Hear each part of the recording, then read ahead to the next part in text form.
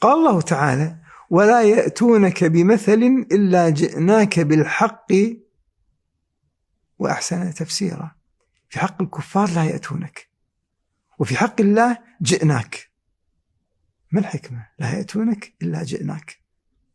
الجواب: أولا، الإتيان يستعمل في الترفق والسهولة واليسر والغرابة والغموض والتردد. أما المجيء ففيه العظمة، يأتي في العظمة والكثرة والقوة والشدة واليقين. فلا يأتونك بمثل أي لا يصيرون إليك بشبهة مملوءة بالغرابة والغموض وهم مترددون فيها، إلا جئناك أي إلا صرنا إليك ورددنا عليهم بالحجج الكثيرة الواضحة اليقينية القطعية العظيمة القوية غزيرة الفوائد. كتاب أحكمت آياته.